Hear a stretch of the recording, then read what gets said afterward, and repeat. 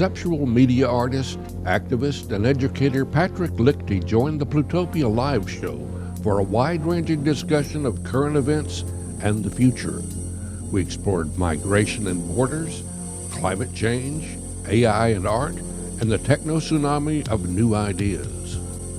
When we think of the idea of the future, I think something that's a relatively new thing that I think is really, really interesting called, Paleo-Future Studies.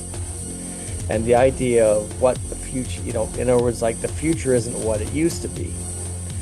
And, and so what happens, I think part of the questions I was, thinking about and asking was the matter of saying, what was the future now as opposed to what it was? And I think as opposed to 2001: A Space Odyssey, we're now thinking about AI, and it's like, whether crypto technology, blockchain technology is actually going to take hold.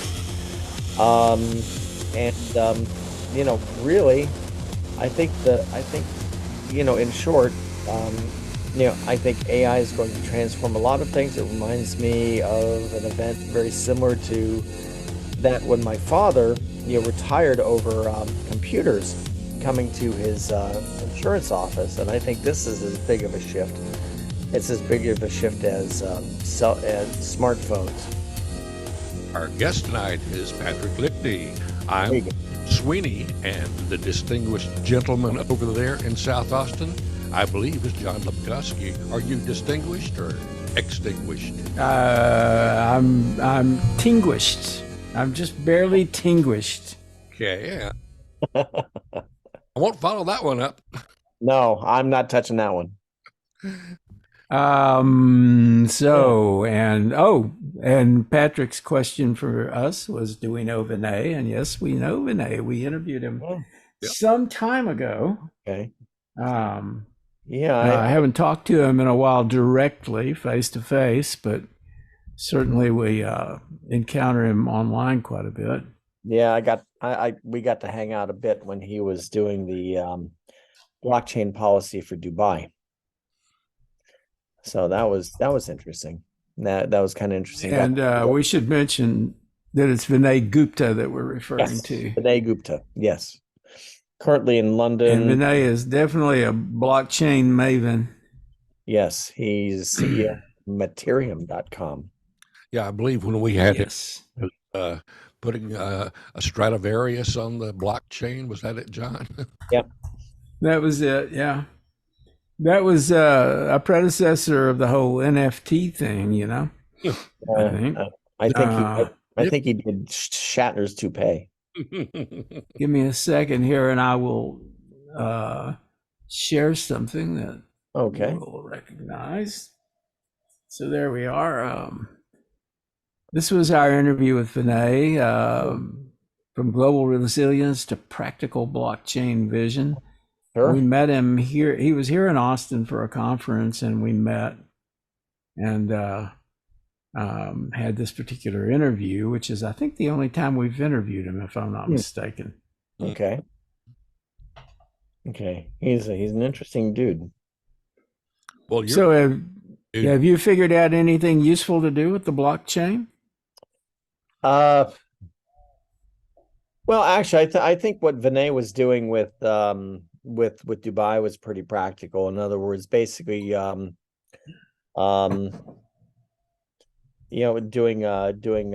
governmental document indexing and that sort of thing. I thought that was actually pretty smart.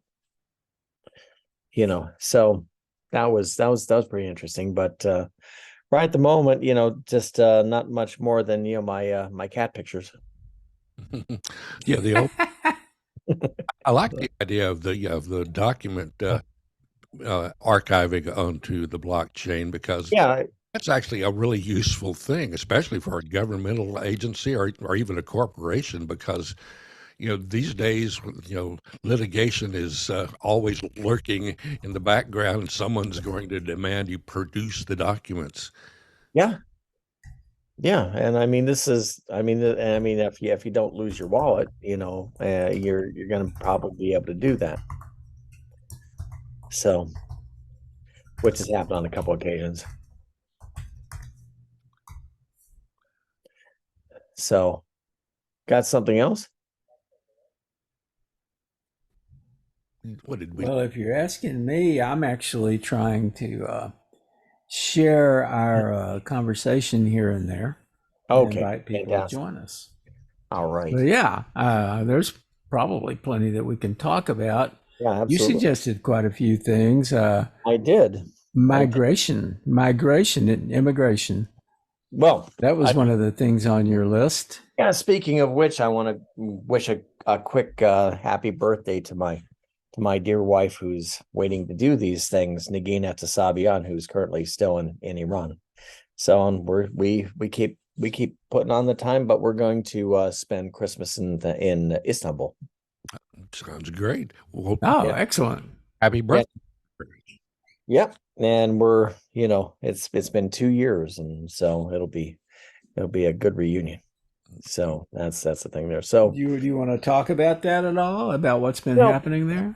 I mean, really, what's going on is we're just stuck in the queue, and my senator Amy Klobuchar's head of the immigration subcommittee, and I've been kind of active with the with the state Democratic Party and that sort of thing. I'm very active with the party now.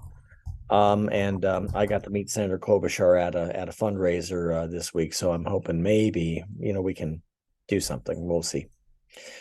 So I actually got to meet her, and I got to meet our representative who's on the Republican Party, Finstad, and I'm just basically banging on the wall whenever I can. Want her to come home.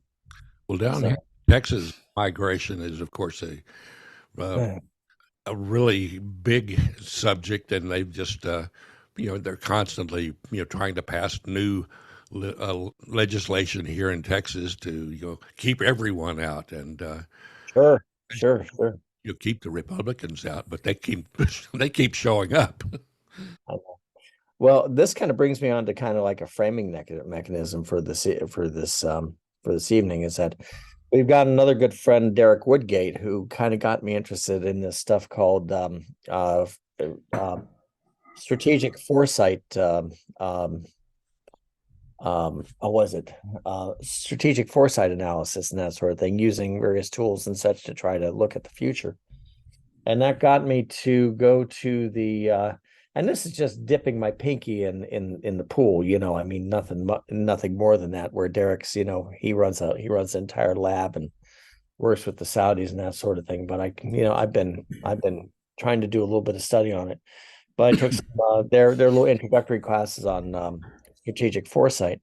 And one thing I thought was really interesting was it says that there are basically four main indicators: mega trends, weak indicators like the 2008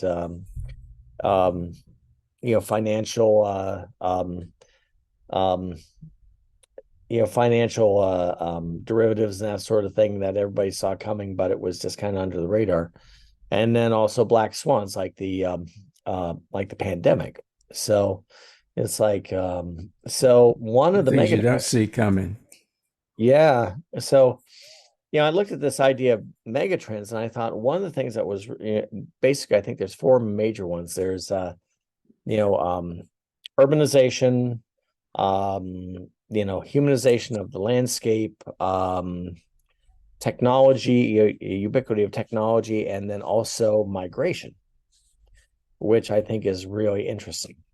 So, and so the thing is, we're seeing it on the southern border. Where the thing is that in my talking with people and that sort of thing about trying to get various visas and all that sort of thing, I'm noticing that about half of Schengen is just overloaded, with people coming in, trying to come in from the east and that sort of thing, from everywhere from like Syria, Lebanon, Ukraine, Armenia, all that sort of thing, and and even places like Iran and that sort of thing. I think that's kind of interesting, and it's and we see these things in America too. And I think the one thing I think that's really interesting about this, as far as a future trend, is that we tend to see some of these things as specific to America, but these are global.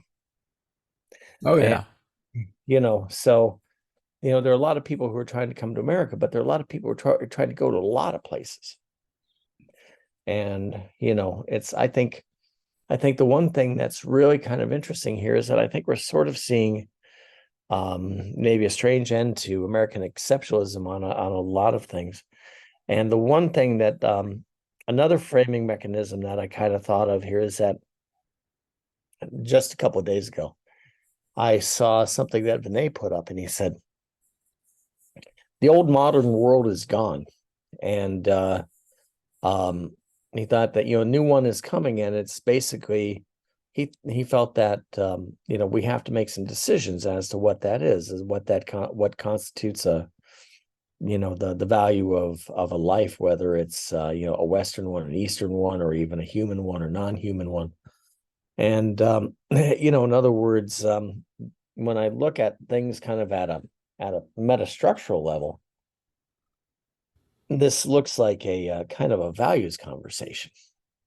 And, what do we as a species hold important? And, I think this is interesting. And I have... Well, we're not very consistent about that, are we? No.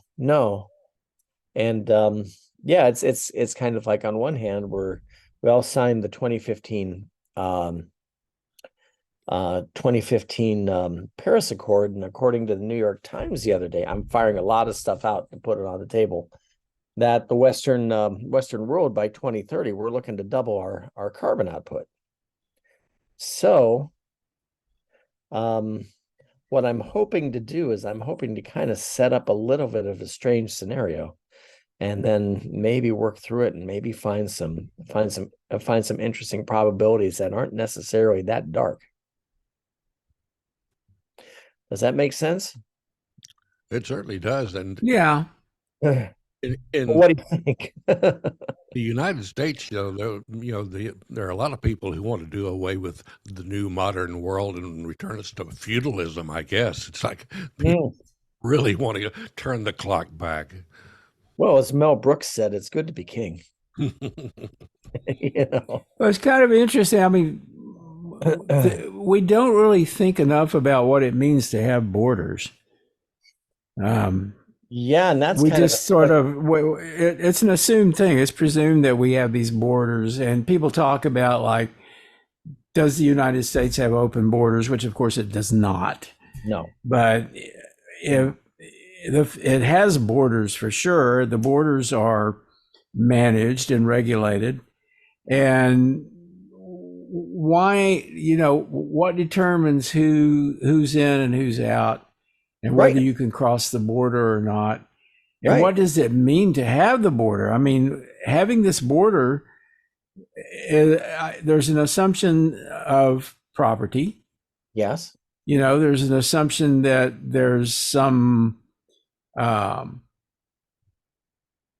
sense of ownership, obviously, and a sense of governance over a particular area of land. Sure. And some people would like to enter that land, and they can't, or they are not permitted to. I hear you there. That's what you're dealing with right now. Yeah.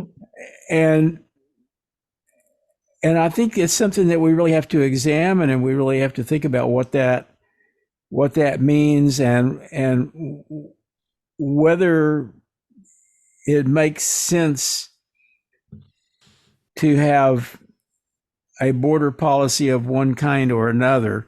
I mean, we really don't have, there hasn't been a renewal of the conversation about border policy within our legislatures, even though there's constant talk about it and complaints about it. And I know that, like, the Republican right-wing crazy guys are kind of going nuts over, we have open borders.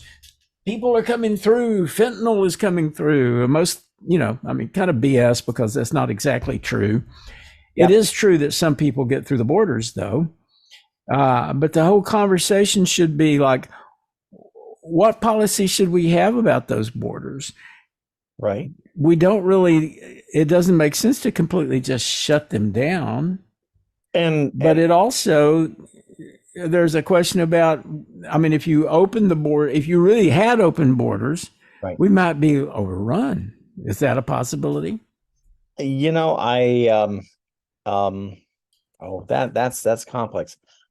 I think probably not. Indeed.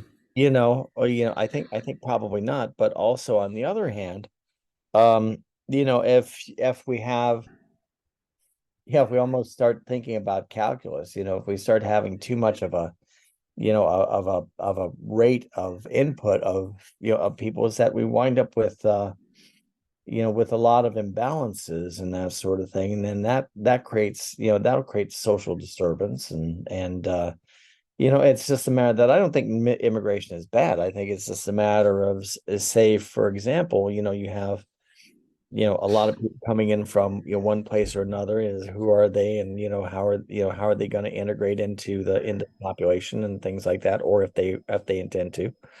And it's I'm not saying that it's bad. I'm just saying that there is an impact, there is a change.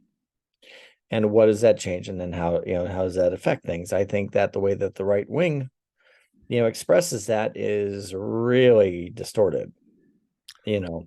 Well, their apparent concern is that people of color will come into the United States through these borders God and forbid. become voters here and start voting against them, you know, and they're the great replacement theory, the sense that they're going to be replaced by these people. I mean, what's been happening over the years is that minority populations have been growing, certainly happening in Texas and other places too.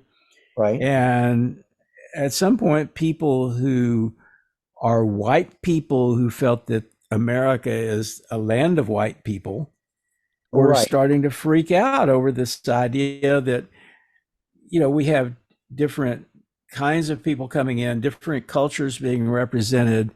Yeah. And there was a philosophy of opening up to that. I certainly can embrace a multicultural Of philosophy, course. but I lived in it several years. I'm sensitive to the fact that there are people who are totally freaked out by the idea. Whole idea of And no, we haven't figured out how to have a conversation about it.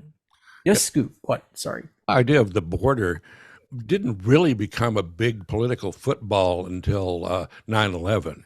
That's when everyone became totally frightened that people were going to start little 9/11 attacks from all of these foreign countries. I, Yeah. Foreigners. I grew up in Texas, and the border with the Texas and Mexico was a very loosey-goosey kind of thing. People that live right on the border routinely would be going back and forth casually. They just walk across the Rio Grande where Yeah. it be walked across. They and they had businesses on both sides of the border, and it was a very friendly kind of thing. Yeah. They had the Bracero program, which actually allowed people from Mexico to come in, work in agriculture, and then return with their money that they earned to Mexico. It was not a big deal. But when politicians decided that they had to put a stop to this because all the non-white folks were coming over, that's pretty much destroyed all of these communities along the border that used to have great relations with the people on both sides. Well, I don't know. Being that I'm quite familiar with Texas for a long period of time, is that and as well as other things with borders. By the way, I'll just kind of mention that the idea of our conventional set of nation states and borders and that sort of thing was really kind of invented in 1748. I think 1748 with the Treaty of Westphalia, which was wonderfully depicted on Saturday Night Live, when they kind of doled out stuff and that sort of thing. And then also further problematized after World War One, the Sykes-Picot Treaty, was it in 18 or 19, which carved up the Middle East, which is part of our problem today. But it's um oh yeah, exactly. It's this politicizing the. I think. Well, the thing is that what politicizing the border does is that politicizes the immigrant body. And the idea of, if you think about the late 1800s, early 1900s, it was this sort of concern of Northern European residents, about Southern European residents and Irish and things like that. So, and this was a different culture. This was a different socioeconomic class, different, Catholic versus Protestant and that sort of thing. So, I mean, it was another shift, and this sort of fear was in place as well. Yeah, great way of gaining political power or financial power is to other the other. I mean, they're the evil ones, and we need to give me money or give me political power so I can fight them off. That's a common theme, especially in this country. Absolutely. Yeah, and somehow we got to get people on the same page, and it's tough. I mean, right now it looks pretty tough. You've got a terrible polarization in this country. Yeah. And it's feeding on itself, and it's we blame the right, but the left is implicated too. Sure. And we really don't have the problem that we have is that the volume is turned way up on the extremes. And most people are not that extreme, right? Most people, they want to live their lives, and they're happy to let other people live their lives too, right? Yeah. And they're not carrying a chip on their shoulder. They're not carrying along some pronounced political agenda. They are living the life that they know how to live, and they're, when they vote the best they can for what they believe in. And their beliefs are based to some extent on the information that they're able to get. And right now, the information environment is chaotic, so it's harder for people to get a real handle on what they want to do. But there's an assumption that because we hear a lot of loud ranting from the right, that the right is gaining power. But yesterday's election showed us that may not be true. Mm-hmm. In fact, there could be a backlash against that stuff because the problem is that as people get power, they tend to start misusing it. And it starts to be more and more obvious, and they get cocky about it. And I think what's happening on the right now is that they're really starting to show the how empty their agenda really is. Mm-hmm. They're only trying to take power. They're not trying to do effective governance. They're not trying to manage the country or to manage the economy. They're not doing any of that stuff. They're just talking. They're just performing, and that's going to blow up in their faces. Well, they're trying to stay alive. Yeah, that's primarily it, and that sort of thing. So, well, here's a strange thing: is that do you think that AI is going to save us from that? Oh, absolutely. I mean, it couldn't go. What could go wrong? Did you see the Andreessen manifesto saying that technology is gonna is fantastic, it's gonna save us and all that sort of thing, and I believe it. The one thing I think is really interesting right now about AI is that I mean, I do terribly strange things with it. I mean, right now I've been doing apocalyptic cats, and just seeing if I throw it some strange things, see how left to center it'll go driving, and it goes pretty far. And are you using some generative AI system to create images? Yeah. Let's see here. Right now I'm going between I'm going and using Midjourney, Dolly, and actually, you see, this is the thing that I think is strange is that generative AI has been integrated into all the Adobe graphic products, and I do you find this really and then guess what? Within the last week, mobile Facebook Messenger allows you to generate stickers in Huh. Messenger. So, and so I don't know. I just feel like AI is being integrated into everything, and this has only been a year. Well, there's a real question about whether that stuff really is AI. I Well, mean, whether it is some artificial intelligence or whether it's just a way to take your query and give a response that, well, in the case of generative text AI, they're yeah, trying to be conversational, right? So they've yeah. learned how to algorithmically provide a conversational response. And that's pretty sophisticated stuff right now, but it doesn't mean there's a real intelligence there. No, it It's isn't just general you're AI. making a query and you're getting a response. Really. You want to show us something you've done? Oh my Lord. Can you share an image? Let me see. Here's a Can you show us a cat oh or some such?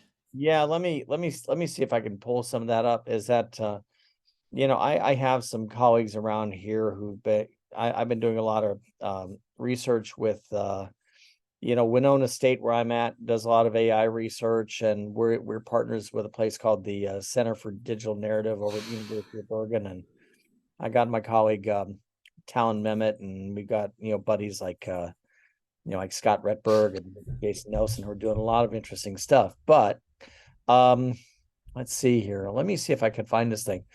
Scott Retberg had been doing these things called the Fin du Monde series, which I think are really kind of interesting. I got kind of inspired by that, and there are two things that are going on with that. Is that I did a let's see here. Where is this thing?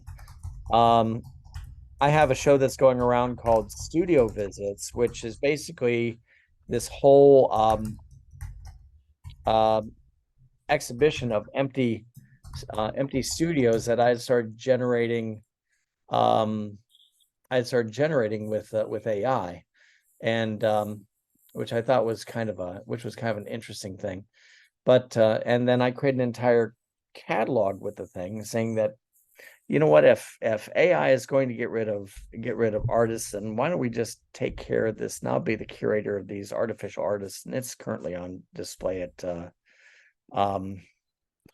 let's see, it's currently on display at UC Berkeley. But the thing that I've been doing lately is that Retberg has been doing these things called the Fin du Monde series and the End of the World series, and I got inspired by those, and then just started saying, well, what if there's a end of the world with sort of like a Godzilla sort of oh, wait a second, I need to Here's some questions for you. okay. Well, I have the other ones here. Let's go do that. I did that just for fun. Yeah, here we go. No. Let's why don't we answer those real quick? Well, we can do that. Let's see. Or is that interesting? Are those questions interesting? Well, I don't know. Well, I mean, they're broad. I mean, what inspires you to create digital art is a pretty broad question, right? Yeah.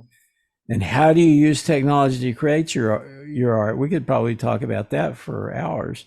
Yeah, I know. And challenges and rewards of working with digital media. Yeah. Okay. Well, how accurate is this? It says your art often explores themes of identity, memory, and the relationship between humans and technology. Do you think that's accurate as a description of your art? It's about, because if it is, that means Google Bard knows you. Well, it's been good at scraping me. So it's been good at scraping me. So why don't we look at some strange things? Yeah, let's look at some real stuff. Yeah. Let's look at some strange. So here we go. Here's I like that. Here are these things. Wow, that's amazing. here's some things I call the catastrophes. And so as opposed to the end of the world. So I'm just kind of saying that this is a medieval scenario with giant cats on the prowl for snacks, terrorizing Is that people. Mid-Journey stuff? Yeah, it is. Is that where that's coming from? Okay. Yep. And some of these are really kind of heroic, you know.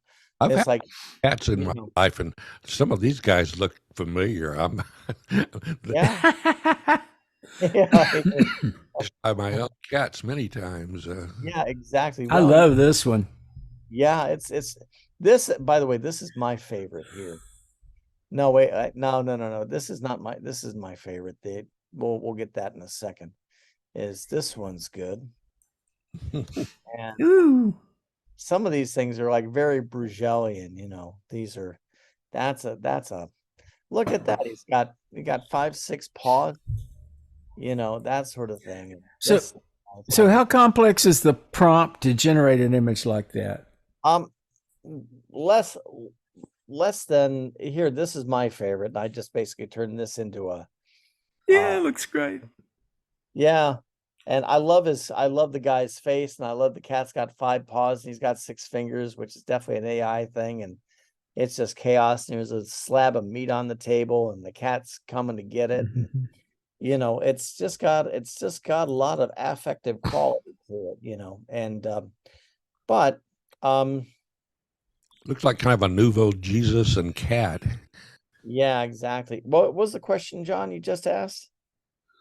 I was just asking about the complexity of the prompt required to generate this image. Long sentence, not a paragraph.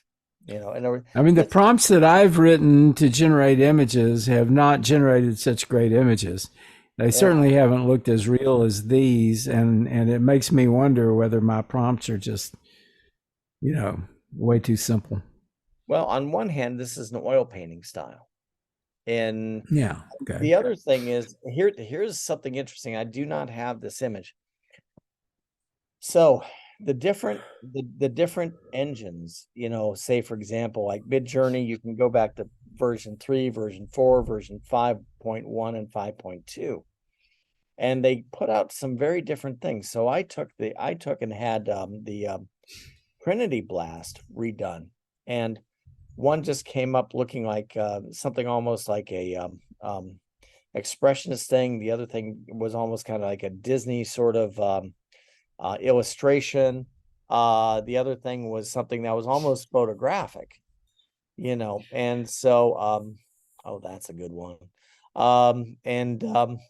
You know, so this is, you know, I think what's interesting here is that we have, you know, these translators.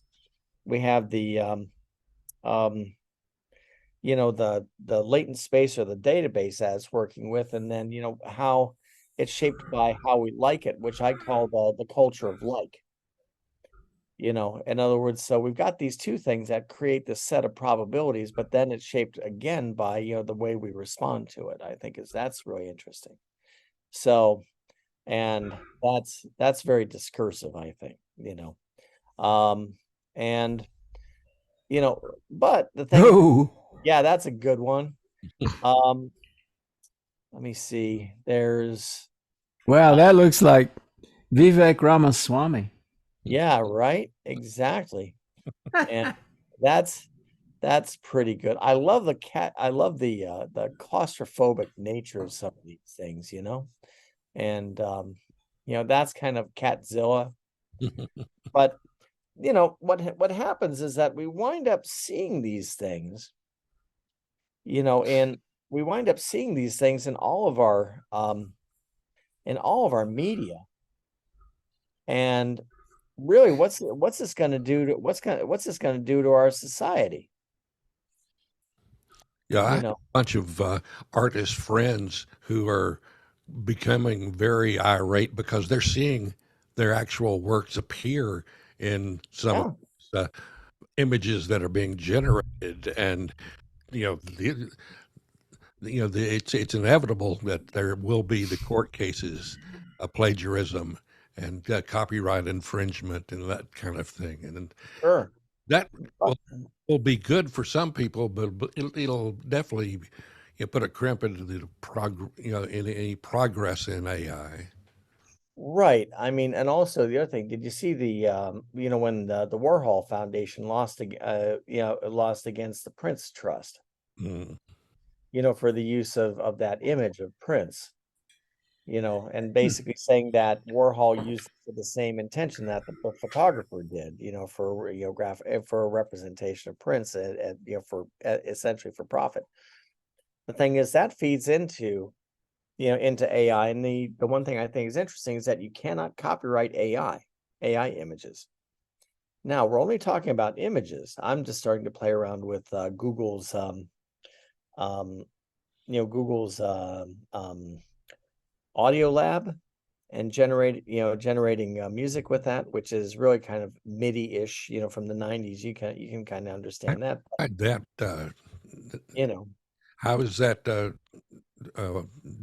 That's a new one. Audio is my thing. That's what Yeah. I'm doing. And and then a friend of mine, my friend Talon Mehmet, he's done something amazing. He's taken speeches that he's done. He's an amazing person. He's learning to live with a tracheotomy, and he's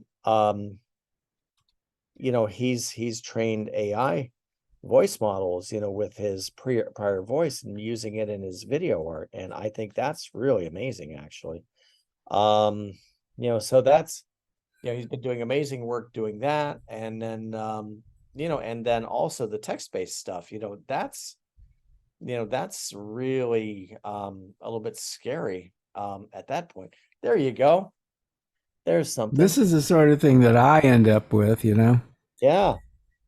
Yeah, that's you know what? That's maybe something I wish I'd wind up with. So, Well, I don't know. I mean, it to me it looks a little, amateurish, I guess. you know But what? let me see if I can find it. So I have another good one here. Let's see. Um, Give me a Actually, chance to share. I will show you this. This one I kind of like. that's kind of neat. Don't you wish you were there right now? Hmm. Yeah, maybe so.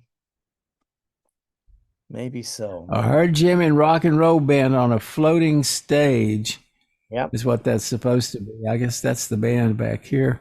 There you go. Maybe that's a Yeah. discussion we ought to have at another time on another thing with our VR goddess of all time, Brenda Laurel. Oh yeah. You know, Yeah. that'd be an You know, interesting. we haven't had Brenda on the podcast. I just realized that. You know what? You really It would should. absolutely make sense Yeah. to have her here. Yeah. Yep. So the one thing that I tried just for kicks is that I tried to have Chat GPT write a college essay for me. And I got that to do it, and then I had Mm-hmm. to try to grade it. Mm. So I hope you see the irony of that. In other words, we're trying in the academy trying to deal with this idea of students dealing with AI, but the whole thing is that I just see this kind of interesting sort of recursion of button pushing, and then um but then my friend who runs the fish farm south of Dhaka in Bangladesh, is probably going to be coming up a little short shrift, don't you think? Yeah. And this is kind of what I think Vinay is. I'm looping back. I'm kind of what Vinay is starting to look at, and there was like sort of looking at kind of the cloud minder society, and the thing I think is very interesting is that part of what I was getting at here is that, what was it? I think this is kind of what I call exponentialist culture. And there's this idea of something that expands so fast that it overwhelms everything. So I think that kind of started first with the idea of the metaverse. Well, it started with NFTs and crypto. Of course, when Bitcoin, shot up so high. And then, merging that with VR, which of course Zuckerberg wanted to do to create the metaverse. And then, which then, reinforces the blockchain. And then on top of that, we have this stuff with AI. And I think what we have is we have this cascade of technological advances that are moving so fast that the technocrats involved at the top are taking advantage of that exponential speed and leverage to basically just come through and just sweep through everything while everybody's dazzled and don't know really what's happening yet. And I think this is kind of an interesting thing that has a potential for transforming Western, first world culture. And the thing is that, I don't look at, the idea of crypto, blockchain, VR, metaverse, AI as one thing. I'm looking at it as a chain of techno-tsunamis, which are, I think, could possibly really transform Western culture. Do you think the transformation will be positive or negative? Because transformations can go either way. And some of these things, I have friends who invested heavily in cryptocurrency, and they're now living in cardboard boxes, basically, because hopefully they're very nice. They're very nice cardboard boxes. But, this is the thing, isn't it? This is the thing with exponentialism. This is the thing. It goes up the asymptote, and then it either evens out or it crashes. It's a spike, and one leads to another, leads to another, and this leads to another little philosophical thing that's going on. Is that, say for example, and I really cannot comment on the Middle East at this time, just because of the fact that I have too much invested on both sides, and I really can't comment on it. Even though I am an activist and I do have my opinions, but I really can't comment in public. I think that part of what I go back to this idea in foresight studies. There was like this idea of probabilities, and part of this is based on taking our values and putting it into possibilities and trying to, kind of skew the probabilities of a future. And this is something that I thought was a really interesting proposition that the Dubai Future Foundation put forward. So when I look at this, I look at, the current, technoculture, and the one thing is almost like sort of like the cyborg culture. And this is actually something I'm kind of pointing back to, something you and I have talked to a great deal, John. This idea of our interweaving with technology. But I think what happens is that cyber culture at this point is so woven in with a sense of cynical pessimism, and I think that's built from like the echo chamber.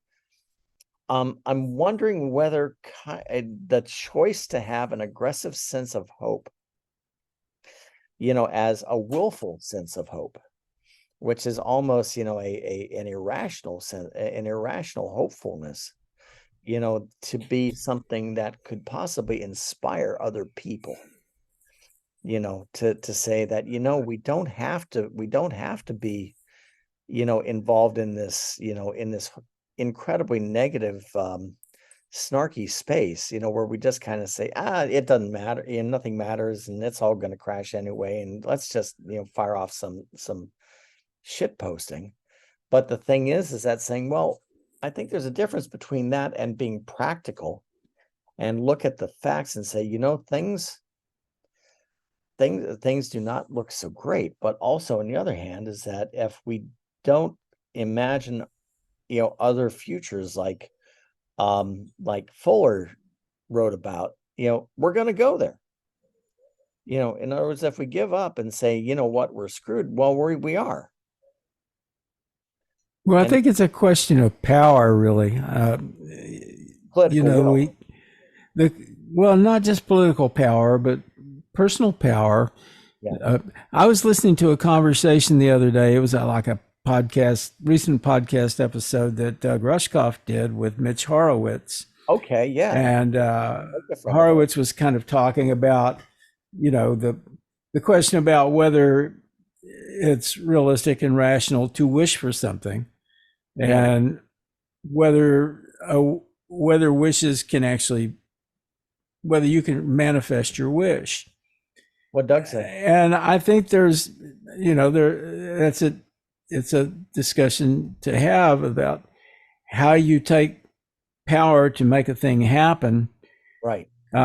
There's kind of an almost occult sense around the right-wing thing that's been happening. And there was someone, I had read something once about the question about like whether Donald Trump was actually influenced by the occult, but a fairly broad sense of the occult is just being able to take power or persuade or to, get people to follow you, that sort of thing. I mean, there's a kind of mojo to that, really, to be able to form a cult like Trump has done. So why don't we form a very positive cult? The Plutopia cult. Yeah, the Plutopia cult. We joke about how we'd really like to get our cult going, but and I don't know that it's not us specifically, but I would certainly like to think that I could pull together whatever psychic energy I have and commit it to the manifestation of something that is more for the good of all, kind of try to create manifest a social good rather than manifesting an evil sort of outcome that is totally self-serving. I mean, I think a lot of the problem of evil really is related to the problem of complete selfishness and completely self-serving acts. So you take somebody like, famously, Trump is like that. He everything he does, he tries to do it to his own benefit. A more saintly person, it would be like everything they do, they try to do for the benefit of as many as possible, right? Right. I think one thing that you're talking about here makes a very good point. In other words, the idea of someone who is self-centered as being something that's a very concrete thing, as opposed to evil, which is very metaphysical and indistinct. So the one thing is that I think that if we kind of look at things in terms of these concrete notions and think about, how we can engage with them, as opposed to saying, oh, that's just evil. I think that is something where we can have a foothold. Yeah, I mean, it's always a question of who benefits. And the problem I don't really have a problem with Republicans as Republicans. I mean, certainly what they were before anyway, or the idea of being a conservative or whatever. But what I see today within that party and within the areas where they have been able to take power, they're not working for the common good. They're not trying to do effective governance or to like manage things effectively. They're mainly just out doing performative bullshit to try to accelerate their own power, It's ideology. And well, I mean, it's not just ideology. It's actually sort of like pure will to be greedy, Yeah, I don't even see it as being the Republican Party anymore. I grew up in a heavy Republican household, and that was the old Republicans that, they cared about business and saving money and all that good stuff. But they really need to just give it the name that it deserves, and that's the Fascist Party. People have been trying to do a fascist party in the United States since 1920s, and they're getting close to it now. That's very interesting, and I mean it leads me to think of how how we're how we're going to lead our lives. I mean, say for example, I think about automation and whether that's actually going to cause kind of a general minimum income. And I'm reading Marks for Cats, which is basically talking about species class struggle between cats and people. You know, and so anyway, That's very interesting. I'm it's a reading new a book. science fiction. It's a new I was book. going to say I'm reading a science fiction novel that has characters in it that are animals, basically, Yeah. but they're intelligent animals and they're part of the community. Yeah, but it's very funny is that Marx expressed as cat human species dialectics, and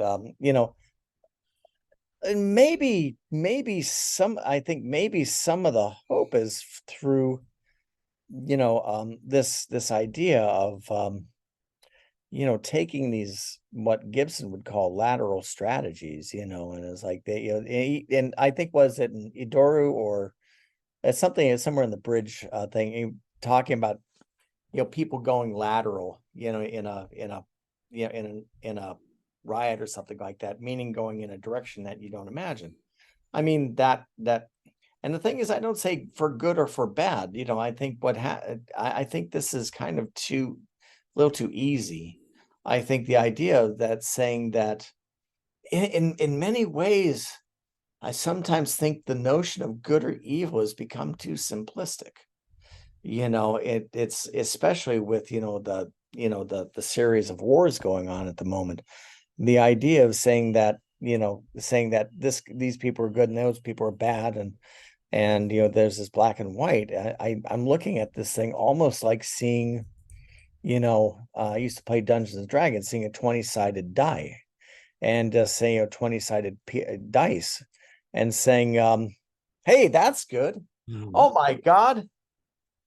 Remember the Alamo. The old ones remember the Alamo. Oh my God. I've spent so That's much something that Bruce Sterling posted on Flickr. I'm not sure what the source is. There you go. That had come from Bruce, definitely.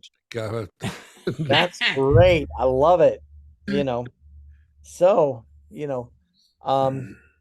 what's Bruce been saying about this sort of thing lately? I don't know. I haven't been talking to him. But we'll be talking soon. We'll have our State of the World in January. That's true. And I'm sure there'll be a lot to say. I know. Well, the thing I think is interesting, and this is why, I kind of brought up this idea for moving forward, looking forward, is the fact that there's just been so much change in 2023. And, I don't know. I mean, I don't know whether people are going to enjoy this talk or whether it's, or whether we've got bright and dark spots. But, I'm just wondering about, really kind of where we've been. And, and we have some things like, NFTs. Believe it or not, NFTs are not dead. They're not dead. I think everybody thinks they're dead. And I think, I'll tell you what, I'm in the fine art world. And there are a lot of people trading this stuff around. There are a lot of groups that are based off of different forms of NFTs. It's definitely still a thing. And the Tezos Foundation made a agreement with a number of European museums, to work with blockchain art. There are a number of shows up at the moment. Tina Rivers Ryan at the Albright Knox in Buffalo is very much behind this sort of thing. She's one of the senior curators there. This is very interesting, but but then on the other hand, this notion of the metaverse, that seemed to have gone real sideways now, don't you think? Well, get Zuckerberg. Well, does go sideways on almost anything he's involved with.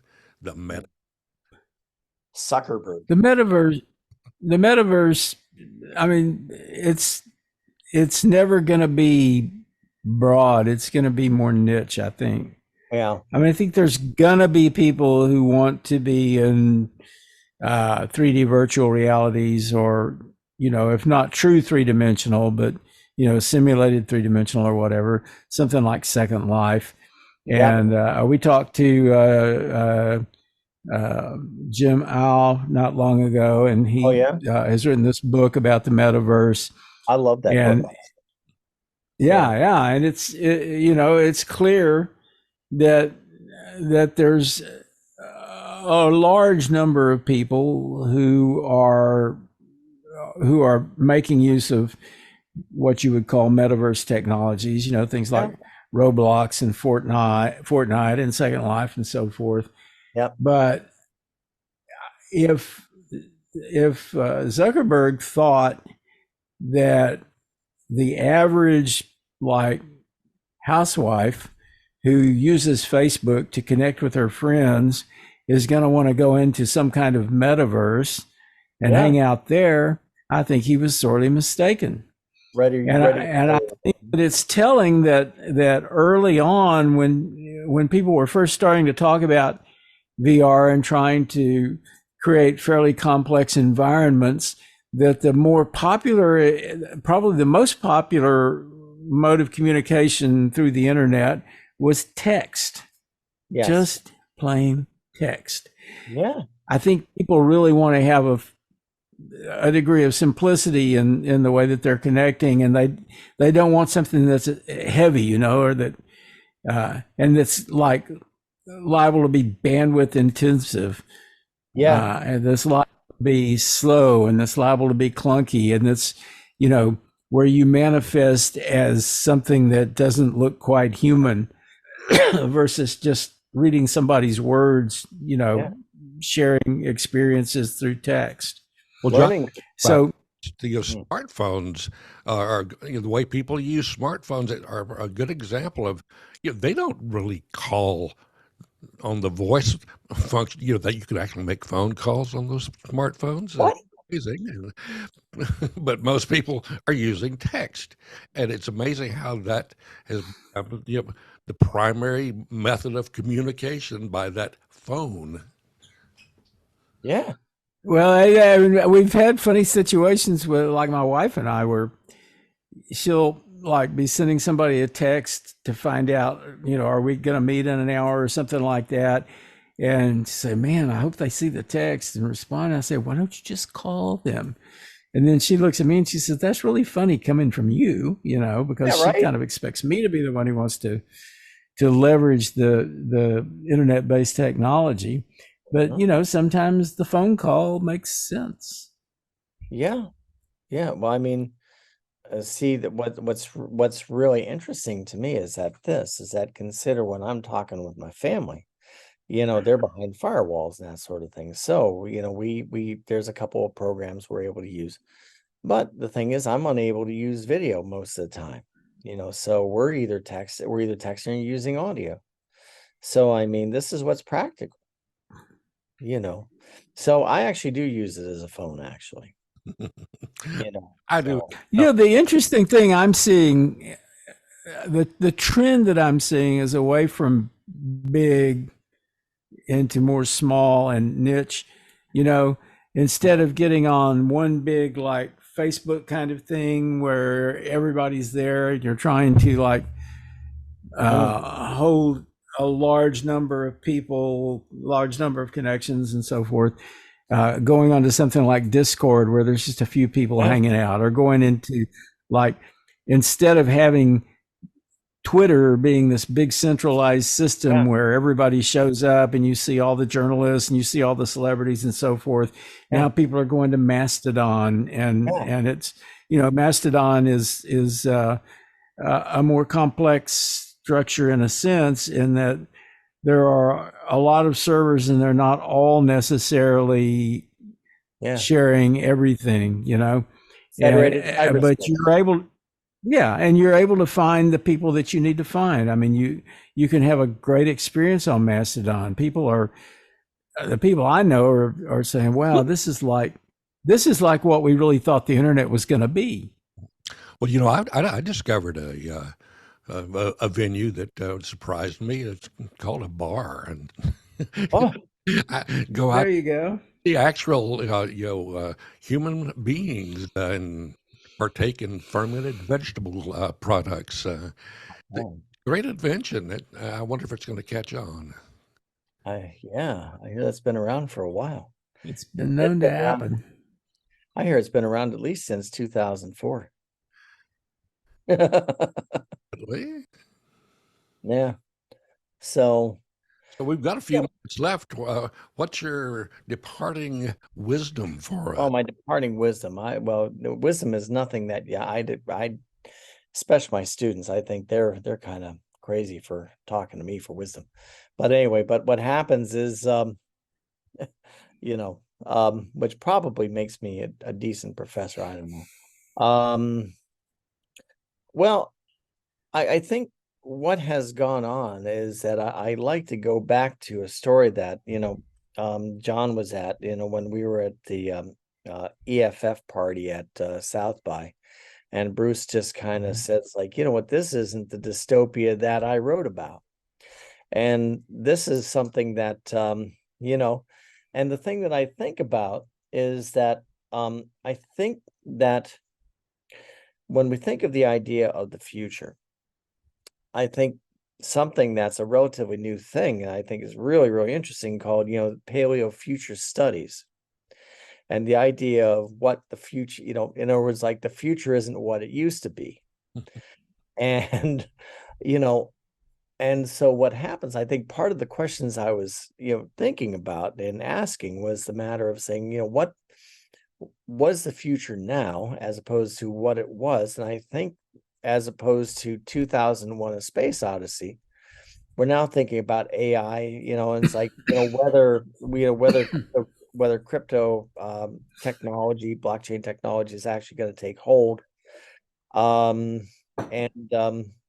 really, I think, in short, I think AI is going to transform a lot of things. It reminds me of an event very similar to that when my father, retired over computers coming to his insurance office. And I think this is as big of a shift.